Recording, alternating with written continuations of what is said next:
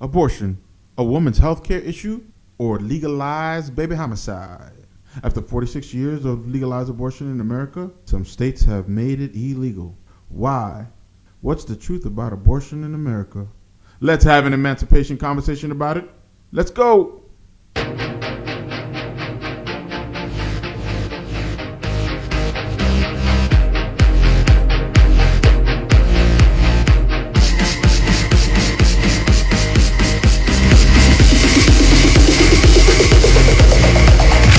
Ladies and gentlemen, welcome to the Emancipation Conversation Podcast.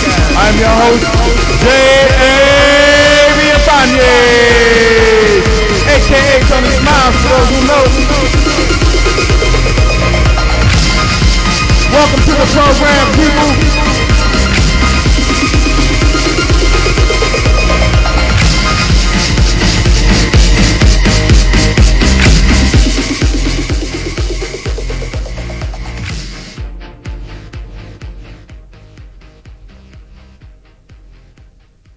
All right. Welcome to the Emancipation Conversation Podcast. Listen, ladies and gentlemen, this is a white supremacy issue. I know a lot of people are going to get upset and have feelings and emotions about abortion, but we all know that most of the people that are arguing and debating, they're not getting an abortion. They're not even pregnant or have the ability to get pregnant. Now you ask, how is this a white supremacy issue?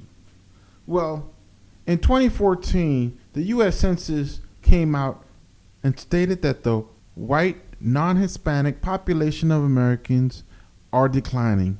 They're older, and then by 2045, they will be the minority in America. As soon as that news broke, they went into panic mode. The alt-right, the KKK, the neo-Nazis, the white nationalists, they freaked out. They all went into social media and started creating hate groups. They're worried about their numbers declining and them losing the majority and losing power in America. By 2016, these groups were huge. And the presidential candidacy of Donald J. Trump in 2016 only emboldened these groups. The mainstream media picked up on it and they continued to advertise the census report of 2014. By the end of 2016, after Donald J. Trump won the presidency, these groups were outraged. Here's a clip from The Hill in December of 2016 explaining how aging white population speeding diversity. A rapidly aging white population and fast-growing younger minority groups are speeding demographic changes across the nation, hastening a political divide likely to have long-term ramifications. The percentage of the U.S. population that is white has decreased from 79.6% in 1980 to 61.9% in 2014, whereas the percentage of Latino Americans has increased from 6.4% to 17.3% over the same period of time. And there is little chance that the decreases will reverse. Studies routinely find that once a natural decrease begins, it is unlikely to reverse itself, and more states are likely to join the list of white natural decrease in future years. Now, during this time in 2016, an unemployed idiot by the name of Jason Kessler was spending a lot of time in these white supremacist social media groups. There was a movement at that time in America to remove a lot of the Confederate statues and Confederate flags around the country and on federal property. Jason Kessler, unemployed with nothing to do, saw this and thought it was a good idea for him to fight against the marginalization of white Americans by taking a stand on the removal of the statue of General Lee at Charlottesville, Virginia. He felt so emboldened about his stance on this issue that he had this interview with Katie Couric on August 11, 2017, 24 hours before the Charlottesville rally. The point of the rally is to, number one, protect this statue, because this statue is one of many statues that are in honor of the history of Western civilization and European peoples that are being torn down. The policies that liberals have put in place, although they may have been put in place with good intentions, are effectively ethnically cleansing white people from the face of the earth. One of the ethnicities that's most in danger is the southern white people. I don't think that people should be treated unfairly because of their race or any other characteristic. I just feel like this country and its demographics should remain the same as they have been for the majority of their history, but there seems to be this problem with the social justice people where they have a distinct hatred for white people. Some might say they're pushing for equality. No, I would not say that they're pushing for equal rights. I think that they have long since passed the point where they have been going for anything approximating equality. They're looking for special treatment for these groups. At this point, they want to have institutionalized discrimination against white people. They refuse to accept that there are genetic differences between different races of people. So there are reasons why, for instance, Asians, Jews, and white people are people who have high test scores and are able to compete in a university environment. I do think that the country should be 80 to 85% white because that was the traditional demographic of the country. It was white people who founded this country, and it is our race which is in danger of being eradicated due to these immigration policies. Women's best role in life is to be mothers and to be wives. In your view, I shouldn't be working. I shouldn't be talking to you in this. No, I didn't say that. Professional setting. No, I didn't say that people should be banned from having professions, but I think that culturally we should put an emphasis on having women as wives and mothers. Are you worried about violence erupting on Saturday? No. I don't know about you, but all I'm hearing from unemployed Jason Kessler is fear. Fear of being eradicated from the face of the earth. Worst of all, this idiot forgot that he was part Jewish, and the neo-Nazis in his group were not going to tolerate that, so they ousted him from the group shortly after this interview. However, they got their point across. They weren't there to save the General Lee statue. They could care less about General Lee. He was a traitor to the United States anyway. They were there out of fear.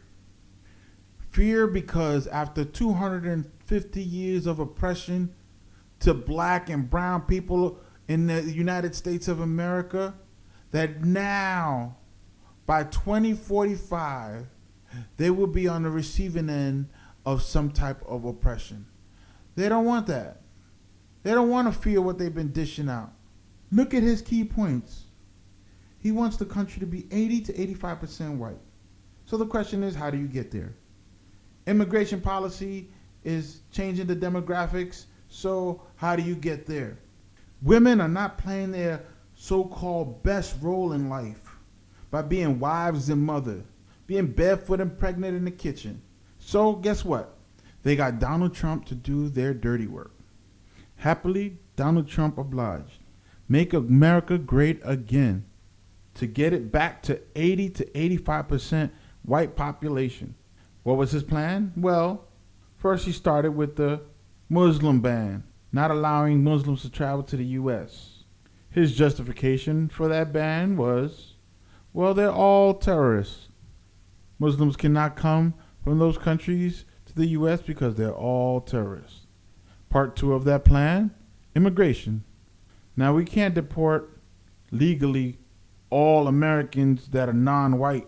So undocumented immigrants, they're the first to go. Call ICE up, and we're going to knock down some doors because they're all MS-13. They're killers, they're rapists, and they're criminals coming across the border to rape our women and beat up our families. Similar to when Joe Biden was pushing the 1994 crime bill.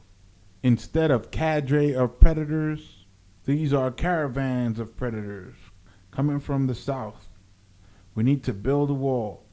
Next on that plan is to put the woman in their place, barefoot and pregnant in the home, to be wives and mothers. We have to cut out abortion at any cost, even in cases of rape and incest. Why is that okay? Because it will increase the declining white population. Now here's Donald Trump speaking about abortion during the 2016 debate against Hillary Clinton. And the justices that whoever ends up winning this election appoints could have a dramatic effect there, and that's the issue of abortion. Right. Mr. Trump, you're pro-life, but I want to ask you specifically, do you want the court, including the justices that you will name, to overturn Roe v. Wade, which includes, in fact states, a woman's right to abortion? Well, if that would happen, because I am pro-life and I will be appointing pro-life judges, I would think that that will go back to the individual states. But I'm asking you specifically, would you like to... If they overturned it, it'll go back to the states. But what I'm asking you, sir, is do you want to see the court overturn? You just said you want to see the court protect the Second Amendment. Do you want to see the court overturn Roe v. Wade? Well, if we put another 2 or perhaps 3 justices on, that's really what's going to be, will happen. And that'll happen automatically, in my opinion, because I am putting pro-life justices on the court. I will say this, it will go back to the states, and the states will then make a determination.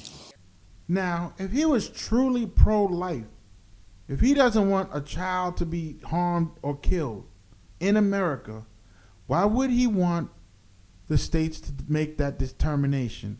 Why wouldn't he want the Supreme Court, with the judges that he appoints, to make that determination that life is precious and that abortion is illegal across America? Why would he want it to go back to the states? He made it adamantly clear that he wanted it to go back to the states. Why is that important?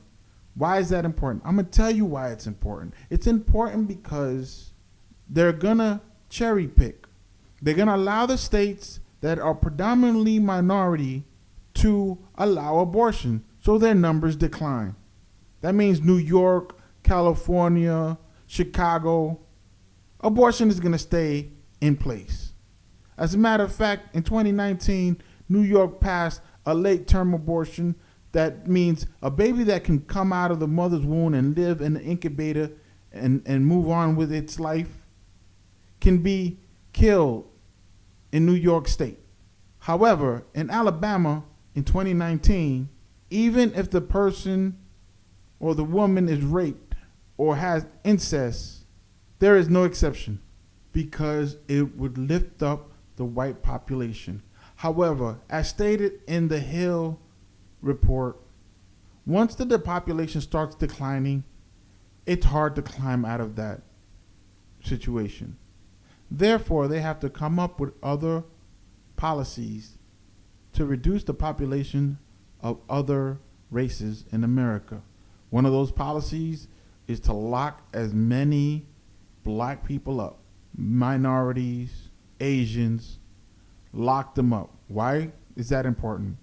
Because once they come out, if they have a felony record, they cannot vote. They cannot vote, allowing the white population in America to hold on to power through criminal justice policies. So far, 13 states have made abortion illegal or passed bills to make abortion illegal. Alabama being the most egregious, banning all abortions with no exceptions for rape or incest. Louisiana, Mississippi, Ohio, Georgia, Kentucky, Arkansas, Utah, Iowa, South Carolina, West Virginia, Florida, and Texas. All states with high concentrations of non-Hispanic white Americans. Now, New York, being a state with a high population of blacks and minorities, has just passed a law in January of 2019 that doctors can perform late-term abortions after 24 weeks of pregnancy.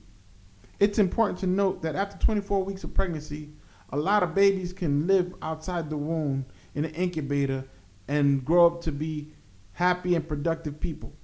This law plays right into the white supremacy's playbook of reducing the populations of blacks and minorities in order to get to their 80 to 85% white population. Vermont, Maine, and Nevada also passed bills protecting abortion. Whoa, wait, hold up. What exactly is an abortion? The definition of an abortion is the deliberate termination of a human pregnancy, most often performed during the first 28 weeks of pregnancy. What the heck is that? What exactly is the 28th week of pregnancy? A pregnancy lasts 9 months, or 40 weeks, or 280 days. A preterm or premature baby is delivered before 37 weeks of pregnancy. Extreme preterm infants are born 23 through 28 weeks. Moderately preterm infants are born between 29 and 33 weeks. Pregnancies can also be divided into trimesters. There are 3 within the 9-month period. The first trimester is the first 3 months of the pregnancy, from the first week to the 12th week. The second trimester is from the 13th week to the end of the 26th week, which marks 6 months of pregnancy. The third trimester is from the 27th week to the end of the pregnancy, close to 40 weeks, or at 40 weeks, which is 9 months. The 3 trimesters of pregnancy are important because the United States Supreme Court dealt out the rights of the state and the individual using the 3 trimesters of pregnancy. In their 1973 decision of Roe v. Wade, allowing abortion to become legalized in America nationwide. But we'll get to Roe v. Wade a little later on. Abortions are also broken down into the 3 trimesters. A first trimester abortion is a surgical abortion, a suction D&C, where they use a vacuum to suck the fetus out. The second trimester abortion is called dilation and evacuation. After giving anesthesia, they dilate the cervix, use tongue-like pliers to rip the baby out limb by limb by limb by limb, then crushing the skull and then scraping the inside of the cervix clean. A third trimester abortion is an induction procedure, an injection, and stillborn. This abortion typically lasts 3 days. First, they inject the baby with a heart-stopping medication. Then the mother walks around the next day to see if the baby has passed away. They do an ultrasound to see if the baby's still alive. If the baby's still alive, they inject the baby again with heart-stopping medication. By the 3rd day, the baby is dead. Then the mother goes in after having severe contractions to give birth to a stillborn. If she cannot give birth to a stillborn, they have to rip the baby out piece by piece by piece by piece, and then crushing the head, doing a D&E. But you don't have to take my word for it. Here's Dr. Anthony Levatino, obstetrician gynecologist, who has conducted over 1,200 abortions. You can find him at www.abortionprocedures.com. Today I'm going to describe a first trimester surgical abortion called suction D&C, dilatation and curettage. This is the most frequently performed abortion and is used typically from 5 to 13 weeks of pregnancy. After administering anesthesia, the abortionist uses a speculum like this. This is placed inside the vagina and opened using this screw on the side, allowing the abortionist to see the cervix, the entrance to the uterus. The cervix acts as a gate that stays closed for the duration of pregnancy, protecting the baby until it is ready for birth. The abortionist uses a series of metal rods called dilators, like these, which increase in thickness, and inserts them into the cervix to dilate it, gaining access to the inside of the uterus where the baby resides. The baby has a heartbeat, fingers, toes, arms, and legs, but its bones are still weak and fragile. The abortionist takes a suction catheter like this one. This is a 14 French suction catheter. It's clear plastic, about 9 inches long, and it has a hole through the center. It is inserted through the cervix into the uterus.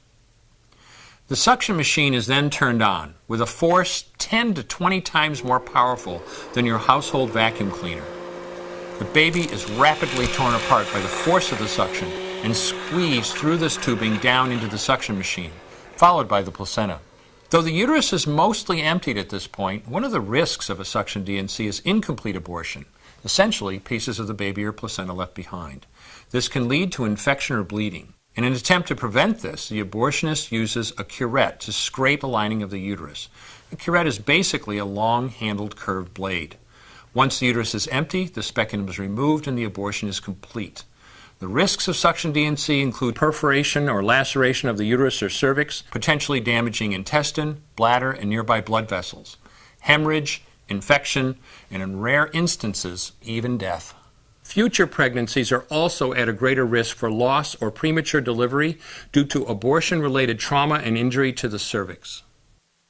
Today I'm going to describe a second trimester surgical abortion called dilatation and evacuation, or D&E. A D&E is performed between 13 and 24 weeks of pregnancy. After administering anesthesia, the abortionist uses a weighted speculum, like this one, that opens the vagina widely. Because second trimester babies are so large, this greater access facilitates a late-term abortion.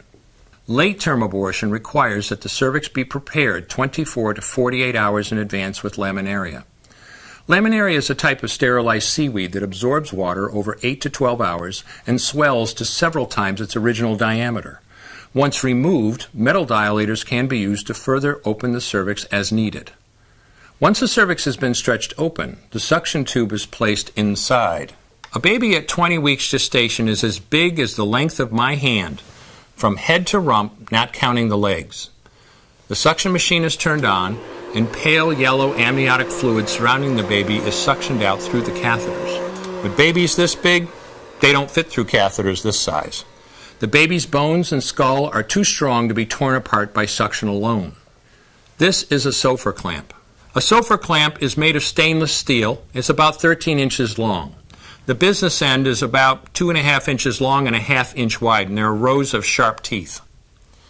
This is a grasping instrument. When it gets a hold of something, it does not let go. The abortionist uses this clamp to grasp an arm or leg. Once he has a firm grip, the abortionist pulls hard in order to tear the limb from the baby's body. One by one, the rest of the limbs are removed, along with the intestines, the spine, and the heart and lungs. Usually the most difficult part of the procedure is extracting the baby's head, which is about the size of a large plum at 20 weeks. The head is grasped and crushed. The abortionist knows he has crushed the skull when a white substance comes out of the cervix. This was the baby's brains. The abortionist then removes skull pieces. He removes the placenta and any leftover parts of the baby with a curette, scraping the lining of the uterus for any remaining tissue. The abortionist then collects the baby parts and reassembles them to make sure that there are 2 arms, 2 legs, and all the pieces. Once all the parts have been accounted for, the abortion is complete. For the woman, this procedure carries a significant risk of major complications, including perforation or laceration of the uterus or cervix, with possible damage to the bowel, bladder, and other maternal organs. Infection and hemorrhage can also occur, which can even lead to death. Future pregnancies are also at greater risk for loss or premature delivery due to abortion-related trauma and injury to the cervix. Today I'm going to describe a third trimester induced abortion, which is performed at 25 weeks to term. At this point, the baby is almost fully developed and viable, meaning he or she could survive outside the womb if the mother were to go into labor prematurely. Because the baby is so large and developed, this procedure takes 3 or 4 days to complete. On day 1, the abortionist uses a large needle to inject a drug called digoxin. Digoxin is generally used to treat heart problems, but a high enough dosage of digoxin will cause fatal cardiac arrest. The abortionist inserts the needle with the digoxin through the woman's abdomen or through her vagina and into the baby, targeting either the head, torso, or heart. The baby will feel it. Babies at this stage feel pain. When the needle pierces the baby's body and the digoxin takes effect, the life of the baby will end. The abortionist then inserts multiple sticks of seaweed called laminaria into the woman's cervix.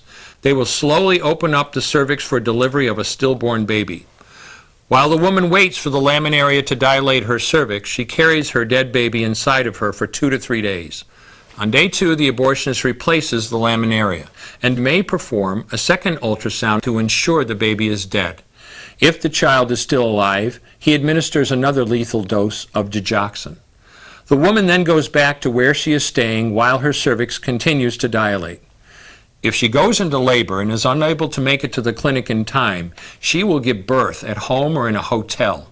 In this case, she may be advised to deliver her baby into a bathroom toilet. The abortionist then comes to remove the baby and clean up. If she can make it to the clinic, she will do so during her severest contractions and deliver her dead son or daughter. If the baby does not come out whole, then the procedure becomes a D&E, a dilation and evacuation, and the abortionist uses clamps and forceps to dismember the baby, piece by piece. Once the placenta and all the body parts have been removed, the abortion is complete. Late-term abortions have a high risk of hemorrhage, lacerations, and uterine perforations, as well as a risk of maternal death. Future pregnancies are also at a greater risk for loss or premature delivery due to abortion-related trauma and injury to the cervix. Now that we know the 3 trimesters of pregnancy, we can go back and look at Roe versus Wade, the decision that made abortion legal in America in 1974. Now, the Supreme Court broke down the 3 trimesters of pregnancy like this. Approximately in the first trimester, a woman's privacy interest is paramount and outweighs competing state interests. State interest is important because it links everything together. Approximately in the second trimester, the state interest in protecting women's health from potential dangers begins to grow and can justify increasing regulations. Approximately in the third trimester, the state interest in the potential human life is compelling enough to support an outright abortion ban. So basically, states cannot regulate abortion in the first trimester. That's in the first 12 weeks or the first 3 months of pregnancy. That in the first trimester, a woman's right to privacy protected under the 14th Amendment superseded the state's interest.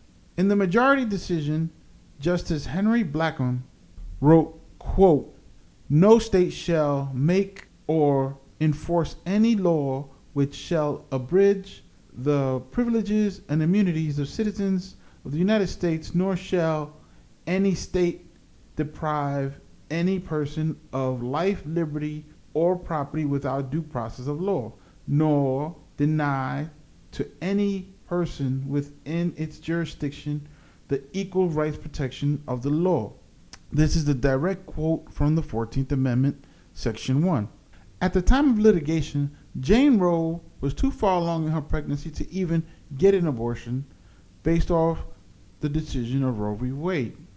But who is this Jane Roe? Typical of a healthy woman seeking an abortion, Jane Roe, whose real name was Norma McCormy, was already an unfit mother of 2 in 1969. Her first child was taken away by her mother when she developed a drinking and drug habit and went on a trip and abandoned her child with her mother. Her second child was given up for adoption after pregnancy. And in 1969, at the age of 21, she was pregnant again with the third child and was seeking an abortion. Now in Texas at the time, abortion was only legal when the mother's health was in danger. McCormy was not that type of mother. She tried to get an abortion at an illegal clinic that got shut down by the police. Norma McCormy was then referred to attorneys Linda Coffey and Sarah Wellington, 2 attorneys that were looking to challenge the abortion law in Texas in 1969.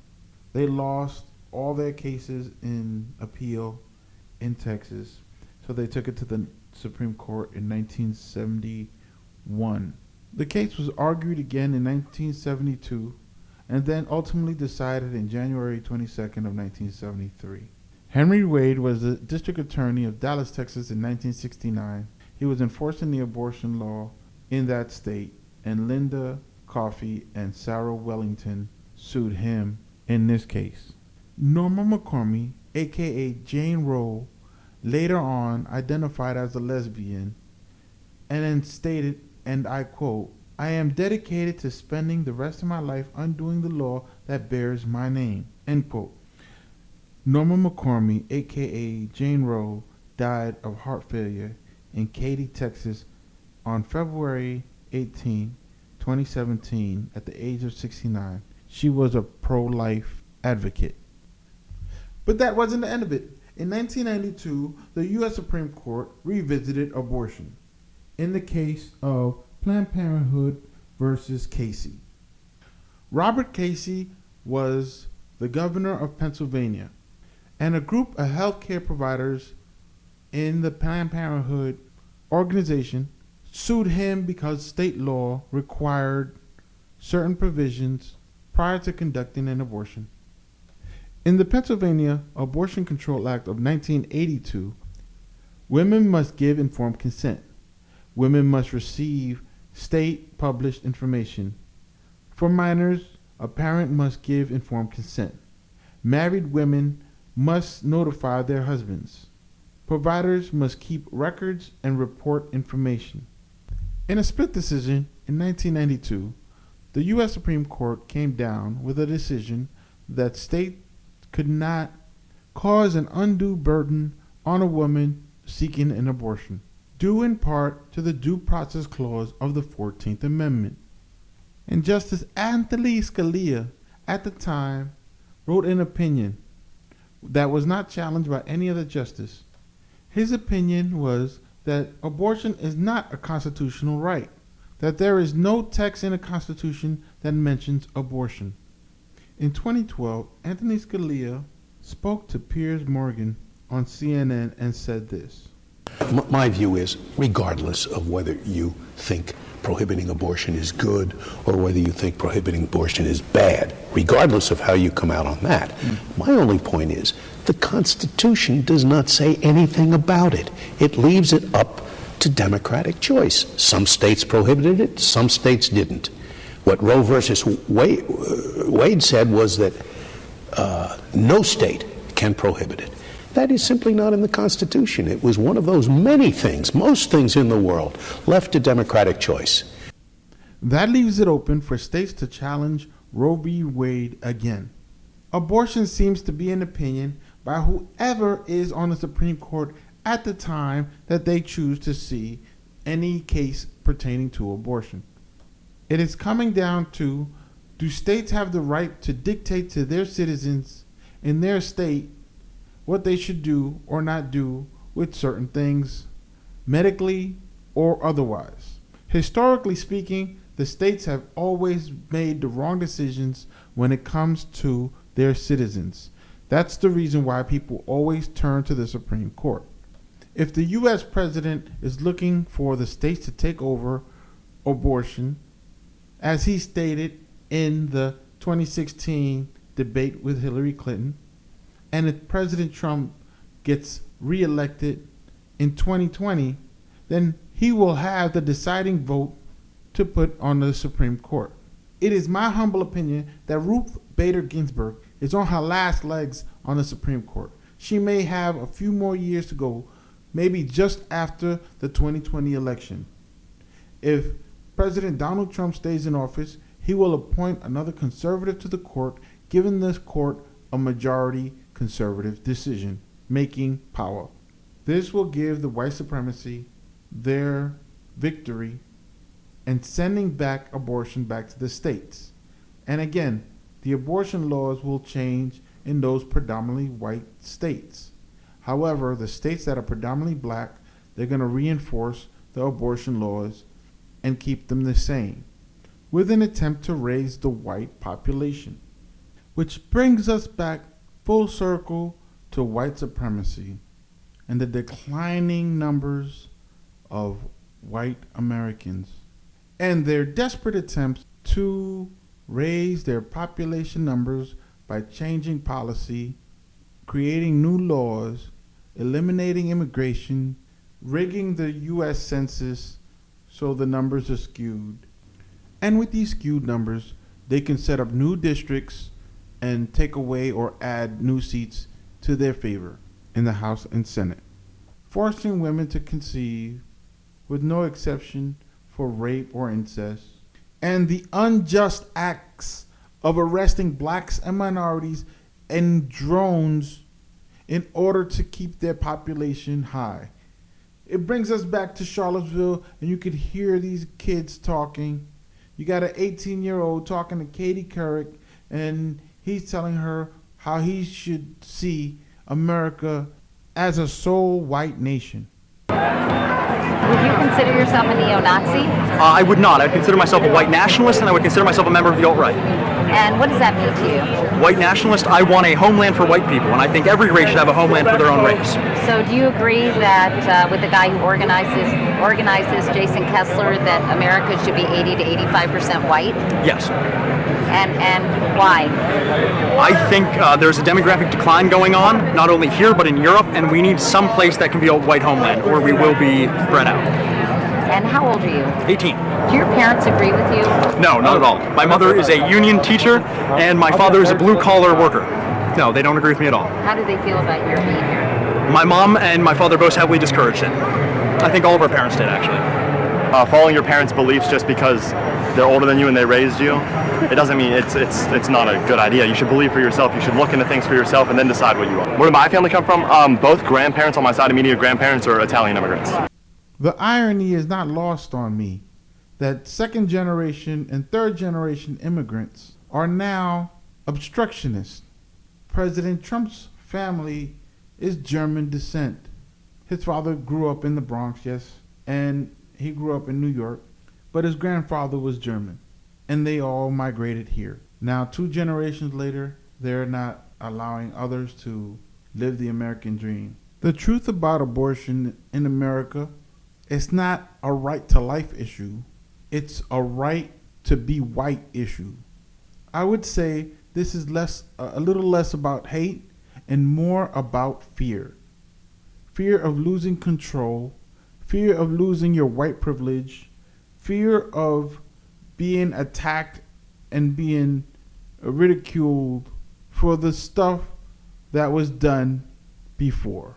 All of the oppression, all of the injustices, everything that's been going on for the last 200 years that whites have gotten away with.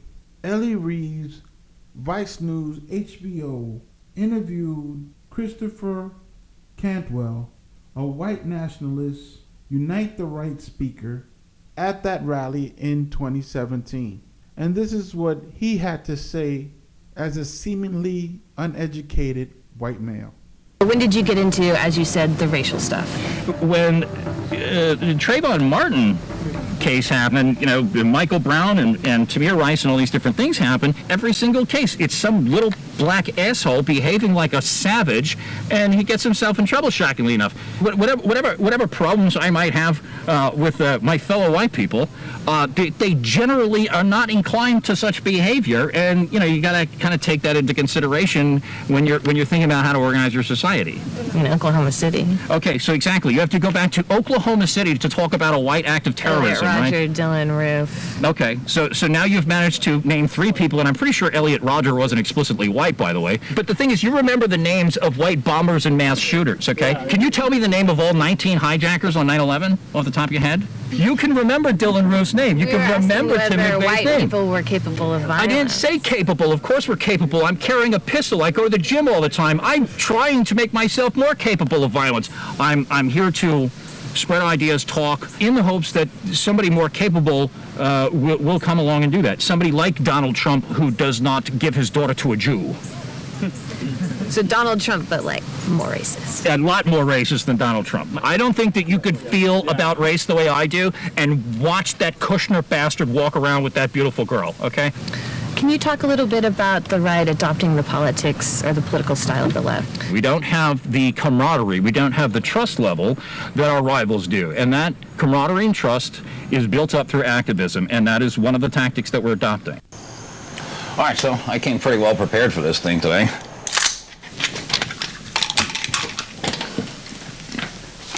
Kel-Tec P3AT, 380 ACP, Glock 19, 9mm, Ruger LC9, also 9mm, and there's a knife. Well, I actually have another AK in that bag over there. You lose track of your fucking guns, huh? I'd say it was worth it. We knew that we were going to meet a lot of resistance.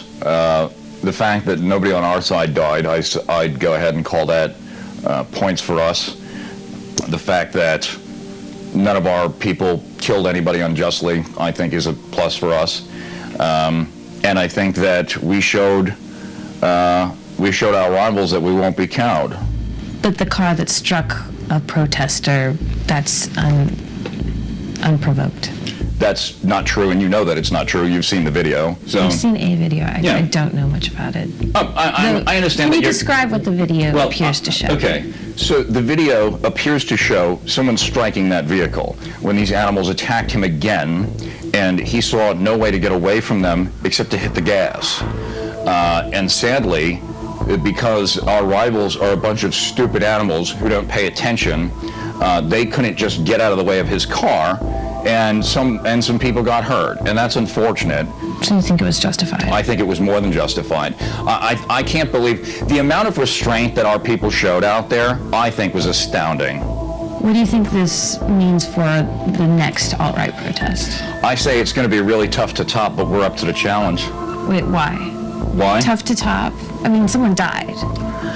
I think that a lot more people are going to die before we're done here, frankly. Why? Why? Because people die every day, right? I mean, Not like of a heart attack, I mean violent death. Well, people die violent deaths all the time, right? Like, this is part of the reason that we want an ethno state, right?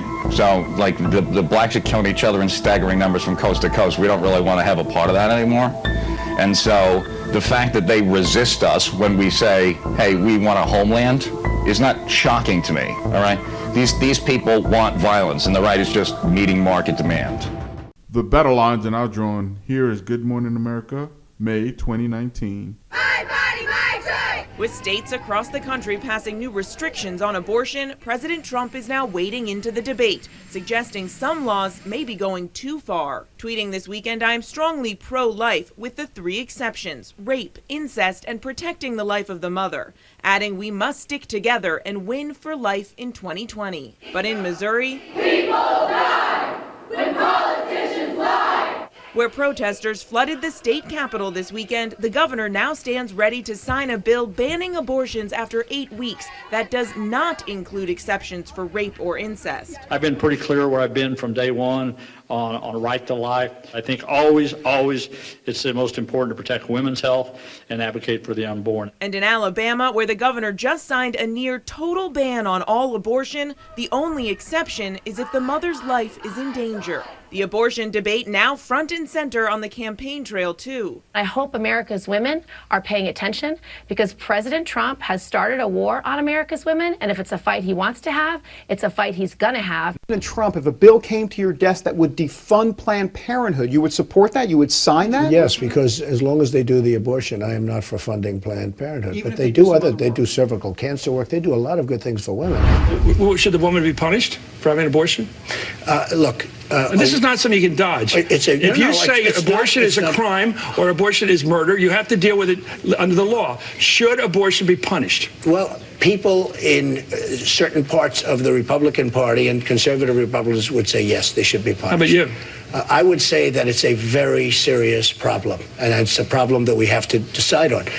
It's very. But you're for banning it. Are you going to say? Well, wait. Are you going to say put them in jail? Is that? Well, the no, but I'm asking you because you say you want to ban it. What's that mean? I am pro-life. Yes. What is ban? How do you ban abortion? How do you actually do it? Well, you'll go back to a position like they had, where people will perhaps go to illegal places. Yeah. But you have to ban it.